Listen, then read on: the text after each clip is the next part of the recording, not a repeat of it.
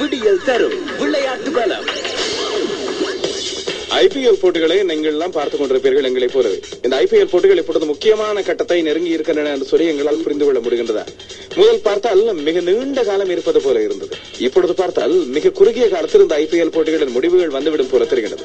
எதிர்வரும் 27ஆம் தேதி இறுதிப் போட்டி இடம்பெறவிருக்கிறது. அதுக்கு முதல் பிளே ஆஃப் போட்டிகள் நடைபெறப் போகின்றன. இப்பொழுது பிளே ஆஃப் போட்டிகளுக்கு தெரிவாக 4 அணிகளை தீர்மானிக்கின்ற கால பொழுது வந்தாயிற்று போல தெரிகிறது. நேற்றைய தினம் கிங்ஸ் 11 பஞ்சாப் அணி பெற்றுக் கொண்ட வெற்றியின் மூலமாக 4 முக்கியமான அணிகளோடு 5வது அணியாக போட்டி போடக்கூடிய நிலையில் இப்பொழுது கிங்ஸ் 11 பஞ்சாப் அணி இருக்கின்றது என்பது முக்கியமானது. இதன் மூலமாக இன்றைய தினம் மோதிக்கொள்ள போகின்ற அணிகளில் ஒன்றான ராயல் சேலஞ்சர்ஸ் அணிக்கும் அதுபோல இன்னும் ஒரு முக்கியமான அணியான இப்போதைய நடப்பு சாம்பியன் சென்னை சூப்பர் கிங்ஸ் அணிக்கும் இடையில் கடுமையான போட்டி ஒன்று இருக்க போகிறது. யார் இந்த 4 அணிகளில் ஒரு அணியை வெளியே அனுப்பி உள்ளே நுழைவது என்று. காரணம், கொல்கத்தா நைட் ரைடர்ஸ் 12 போட்டிகளில் 17 புள்ளிகள், டெல்லி டேர்டெவில்ஸ் இப்பொழுது 11 போட்டிகளில் 16 புள்ளிகள், மும்பை இந்தியன்ஸ் 11 போட்டிகளில் 14, ராஜஸ்தான் ராயல்ஸ் மற்றும் கிங்ஸ் 11 பஞ்சாப் ஆகிய இரண்டுமே தலா 12 போட்டிகளில் 12 போட்டிகள் என்று போட்டி போட்டுக் கொண்டிருக்கின்றன. புனே வாரியர்ஸ் மற்றும் டெக்கான் சார்ஜர்ஸ் இந்த 2 அணிகளுக்கு இனி மேற்கொண்டு உள்ளே நுழையக்கூடிய வாய்ப்புகள் பெரிதாக இருப்பதாக தெரியவில்லை. ஆனால் வாய்ப்புகள் முற்றாக இல்லாமல் போகவில்லை என்பது முக்கியமானது. இப்படி இருக்கிற நிலையில் முற்றாக வாய்ப்புகளை இழந்த ஒரு அணியாக இப்பொழுது டெக்கான் சார்ஜர்ஸ் இருந்து கொண்டிருக்கின்றது போல தெரிகிறது.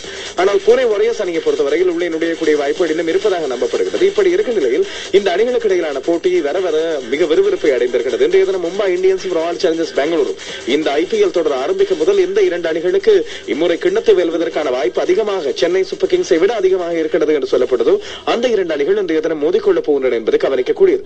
நேற்றைய தினம் இடம்பெற்ற போட்டிகளின் ஸ்கோர் விவரங்களை இப்பொழுது நாங்கள் பார்த்துவிட்டு வரலாம். நேற்றைய தினம் 2 போட்டிகள் இடம்பெற்றன. முதலாவது போட்டியில் புனே வாரியர்ஸ் அணி ராஜஸ்தான் ராயல்ஸை சந்தித்தது. ராஜஸ்தான் ராயல்ஸ் தங்களது வெளிநாட்டு வீரர்களும் சரியான முறையில் இணைந்து கொண்டால் தாங்கள் எவ்வளவு பலம் பொருந்திய அணி என்பதை நேற்றைய தினம் காட்டிக் கொண்டார்கள். புனே வாரியர்ஸ் 125 ஓட்டங்களை மாத்திரமே எடுத்தது. 6 விக்கெட்டுகளை இழந்து தங்களுக்கு கிடைத்த 20 ஓவர்களில் இதில் மஜும்தார் 30 ஓட்டங்களை எடுத்தார். 20 பந்துகளை சந்தித்து அவர்தான் தனியே நின்று இவ்வளவு பெரிய ஓட்ட எண்ணிக்கையை உருவாக்க காரணம் அமைந்தார். Ganguly, Clarke, Uthappa, Mathew, Steve Smith அனைவருமே தடுமாறி இருந்தார்கள். மிகச் சிறப்பாக பந்து வீசியிருந்தார் ஷான் டெய்ட். அவருக்கு ராஜஸ்தான் ராயல்ஸில் விளையாடக்கூடிய வாய்ப்பு ஒன்று மிக அரிதாகவே கிடைத்து வருகின்றது. நேற்றைய தினம் அவர் பந்து வீசிய வேகத்தை பார்த்து எல்லோரும் பயந்திருப்பார்கள். 4 ஓவர்கள் 13 ஓட்டங்களுக்கு 3 விக்கெட்டுகளை வீழ்த்தி இதனை நிமித்திரர் அடித்திருந்தார். 17 தாடிய ராஜஸ்தான் ராயல்ஸுக்கு இந்த வெற்றி இலக்கு மிக இலகுவாக போய்விட்டது. காரணம், ஷேன் வாட்சன் இருந்தார். 3ஆம் இலக்கத்தில் துடுப்படுத்தாட வந்தார். ஆட்டம் இழக்காமல் 90 ஓட்டங்களை வெறுமனே 51 பந்துகளை சந்தித்து பெற்றுக் கொண்டார். 10 4 ஓட்டங்கள் 4 6 ஓட்டங்கள் என்று சொல்லி மைதானத்தை சூழ வர ஒரு வானவேடிக்கை நிகழ்த்தி இருந்தார். டிராவிட் ரஹானேயின் வழமையான ஆரம்ப துடுப்பாட்டத்தை அவர் குழப்பாமல் 3ஆம் இலக்கத்தில் வந்தது இன்னும் ஒரு சுவாரஸ்யமான விடயம். 126 ஓட்டங்களில் 90 ஓட்டங்கள் ஷேன் வாட்சனுக்கே போய் சேர்ந்தன. அவர்தான் போட்டியின் சிறப்பாட்டக்காரராக தெரிவானார். 2வது போட்டி நேற்றைய நாளில் இடம்பெற்றது. 53வது போட்டியாக இது டெக்கான் சார்ஜர்ஸ் மற்றும் கிங்ஸ் 11 பஞ்சாப் அணிகளுக்கு இடையிலான போட்டி. டெக்கான் சார்ஜர்ஸ்க்கு 2008ஆம் ஆண்டிலிருந்து ஹைதராபாத்தில் இடம்பெறுகின்ற போட்டிகள் எப்பொழுதும் துரதிருஷ்டமாகவே மாறி வரும். அவர்களது சொந்த மைதானத்தில் அவர்களால் போட்டிக்கு எதிர்காலத்துக்கான டெஸ்ட், ஒருநாள் மற்றும் T20 3 போட்டிகளிலும் விளையாடக்கூடிய ஒரு வீரர் இந்த மன்தீப் சிங் என்று சொல்லி பந்து வீச்சில் ஆஷிஷ் ரெட்டி 2 விக்கெட்டுகளை வீழ்த்தியிருந்தார். பதிலெடுத்து டெக்கான் சார்ஜர்ஸ் தங்களது வெற்றி இலக்கை நோக்கி அவர்களால் எப்பொழுதும் துடுப்படுத்தாட நெருங்க முடியவில்லை. ஹரிஸ் 30 ஓட்டங்களை எடுத்தார். ரெட்டி 24 ஓட்டங்களை எடுத்தார். 145 ஓட்டங்களை மாத்திரமே எடுத்தது.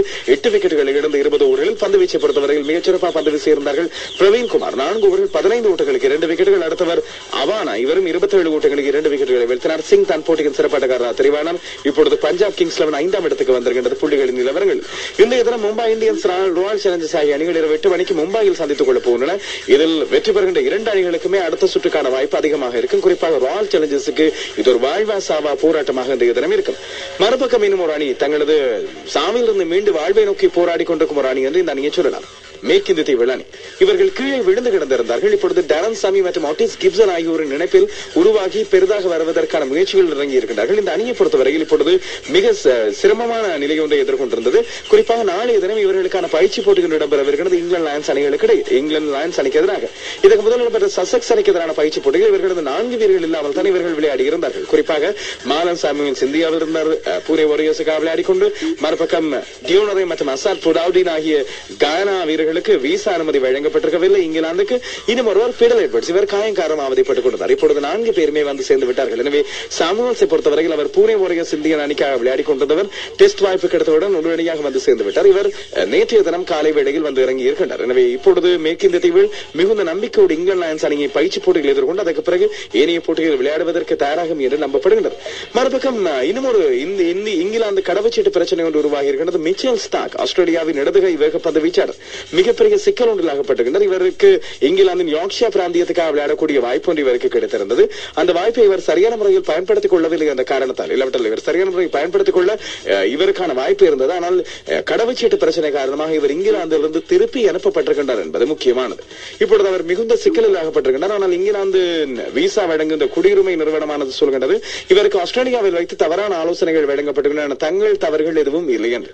இந்தியாவின் ஐபிஎல் பக்கம் இருந்து சில சுவாரஸ்யமான விடயங்களை பார்க்கலாம். சங்கக்கார ஒரு பக்கம் சொல்கிறார், இந்தியாவில் டெக்கான் சார்ஜஸ் அணியை பொறுத்தவரையில் வெளிநாட்டு வீரர்கள் தங்களது பொறுப்பை உணர்ந்து சிறப்பாக செய்யப்பட வேண்டும். அதுபோல தங்களது பந்து வீச்சாளர்களும் களத்தடுப்பாளர்களும் ஏனி அணிகளை பார்த்து சில விஷயங்களை பழகிக் கொள்ள வேண்டும். எப்படி பந்து வீசுவது, எந்த இடங்களில் பந்தை பதிப்பது, அதுபோல சரியான களத்தடுப்பில் எவ்வாறு ஈடுபடுவது, தங்களது இந்த பிரச்சனையான விஷயங்கள் இல்லாவிட்டால் தங்களுக்கு இருக்கின்ற அவதிப்படுகின்ற அழுத்தமான விஷயங்கள் தங்களது தலையை பாதிக்காமல் இருப்பது எவ்வாறு என்ற விடயங்களை அறிந்து கொள்ள வேண்டும் என்று மறுபக்கம் பயிற்றுவிப்பாளர் டாரன் லீமன் சொல்கிறார், 4 போட்டிகளில் இறுதி பந்தில் தாங்கள் தோல்வி அடைந்து கொண்டோம்.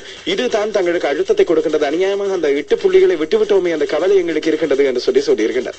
மறுபக்கம் இங்கே நேற்றைய தினம் இடம்பெற்ற ராஜஸ்தான் ராயல்ஸ் மற்றும் புனே வாரியர்ஸ் அணிகளுக்கு இடையிலான போட்டியில் சில சுவாரஸ்யமான விடயங்கள் நடந்திருக்கின்றன. ரஹானே 463 ஓட்டங்களை எடுத்து முதல் செம்மஞ்சள் தொப்பிக்கு சொந்தக்காரராக இருந்தவர் நேற்றைய தினம் ஓட்டம் எதுவும் பெறாமல் ஆட்டமிழந்தார். ராகுல் டிராவிடை பொறுத்தவரையில் ராஜஸ்தான் ராயல்ஸுக்காக அவர் இப்பொழுது ரஹானேக்கு அடுத்தபடியாக கூடுதலான ஓட்டங்களை குவித்தவராக இருக்கின்றார். நேற்றைய தினம் மிக முக்கியமாக டெய்ட் தனது 2020 போட்டிகளில் 100 விக்கெட்டுகளை பூர்த்தி செய்திருந்தார். இன்னும் ஒரு பக்கம் டெய்ட்டின் மிகச்சிறந்த ஐபிஎல் பந்து வீச்சு பிரதியாக அது மாறி இருக்கிறது என்பதை கவனிக்கக்கூடியது. ஷேன் வாட்சன் நேற்றைய தினம் தனது அதிகபட்சமான ஐபிஎல் ஓட்ட எண்ணிக்கை எடுத்திருக்கிறார். இதுக்கு முதல் கடந்த வருடம் ஆட்டம் இழக்காமல் 89 ஓட்டங்களை எடுத்திருந்தார். நேற்றைய தினம் ஆட்டம் இழக்காமல் 90 ஓட்டங்களை எடுத்திருக்கின்றார் என்பது கவனிக்கக்கூடியதாக இருக்கிறது. மறுபக்கம் ராயல் சேலஞ்சர்ஸ் 6 தொடர்ச்சியான வெற்றிகளை எடுத்திருக்கிறது. பஞ்சாப் இப்பொழுது முக்கியமாக டேவிட் ஹசிகன் தலைமையில் 6 வெற்றிகளை எடுத்திருக்கிறது என்று சுவாரஸ்யமான பதிவுகள் இங்கே இருக்கின்றன.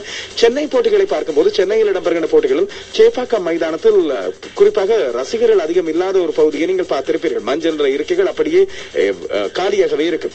இதற்கான கேள்விகள் 12,000 பேர் அமர்ந்திருக்கக்கூடிய பகுதியில் தமிழ்நாடு கிரிக்கெட் சபையானது மிகப்பெரிய சிக்கலை எதிர்கொண்டிருக்கின்றது.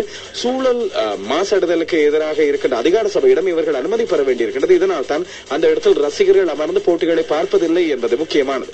1.5 கோடி ரூபாய்களை இவர்கள் இதனால் ஒவ்வொரு போட்டியிலும் தொடர்ச்சியாக இழந்து வருகின்றார்கள். இதற்காக கடுமையாக தமிழ்நாடு கிரிக்கெட் சபையானது போராடி வருகின்றது. இந்திய கிரிக்கெட் சபை அழுத்தத்தை கொடுத்தும் இதற்கான சரியான அனுமதியை சூழல் அதிகார சபை வழங்குவதாக இல்லை தமிழ்நாட்டை பொறுத்தவரையில். எனவே இந்த சிக்கல் தீர்ந்தால் தமிழ்நாட்டுக்கு நிறைய வருமானம் கிடைக்கும் என்று நம்பப்படுகிறது. மறுபக்கம் ஐபிஎல் டிக்கெட்டுகள் எல்லாம் பரபரப்பாக விட்டு தீர்ந்து கொண்டிருக்கின்றன. இப்பொழுது பிளே ஆஃப்க்கான டிமாண்டும் கிராக்கியும் அதிகரித்திருக்கிறது. இதனால் ஐபிஎல் வீரர்களை விட ஐபிஎல் முதலாளிகள் ஒவ்வொரு அணிகளின் முதலாளிகளும் மிகுந்த சந்தோஷத்தோடு இருப்பதாக நம்பப்படுகிறது. மறுபக்கம் இந்தியாவுக்கு இவ்வளவு சந்தோஷமான விஷயங்கள் இருந்தாலும் இந்தியர் ஒருவரால் உரிமை கோரப்பட்ட இங்கிலாந்தின் கழகம் ஒன்று பிரீமியர் லீக் போட்டிகளில் இருந்து 2ஆம் பிரிவுக்கு பின்தள்ளப்பட்டுள்ளது. பிளாக்பர்ன் ரோவர்ஸ் அணி இதன் உரிமையாளர்கள் வெங்கியஸ் என்று சொல்லப்படுகிற இந்தியாவின் கால்நடை ஒரு விவசாய இல்லாவிட்டால் ஒரு வியாபார உற்பத்தி குழு. இந்த வெங்கியஸ் என்று சொல்லப்படுகிற இந்த குழு 23 மில்லியன் பவுண்டுகளுக்கு கடந்த 2010ஆம் ஆண்டு இந்த அணியை வாங்கி இருந்தது. ஆனால் இந்த அணியானது இப்பொழுது தோற்று 2ஆம் சுற்றுக்கு வெளியேறியிருந்தாலும் இந்தியாவை பொறுத்தவரையில் ஐபிஎல் பிசியில் இவர்கள் யாரும் இந்த அணியை கணக்கெடுப்பதாக இல்லை. இதுபோல அண்மையில் எடுக்கப்பட்ட ஒரு கருத்து கணிப்பில் 60 மில்லியன் ரசிகர்கள் இந்தியாவில் இந்த பிரீமியர் லீக் கால்பந்தாட்ட போட்டிகளை இங்கிலாந்தில் நடக்கின்ற போட்டிகளை பார்க்கின்றார்கள். ஆனால் யாரும் இந்த அணிக்கு பெரிதாக ஆதரவு கொடுப்பதாக இல்லை என்பது சுவாரஸ்யமான விடயம். 7:50 விளையாடுதல் மேலும் பல விஷயங்களை கொண்டு வரும். விடியல் தரும் விளையாட்டு பலம்.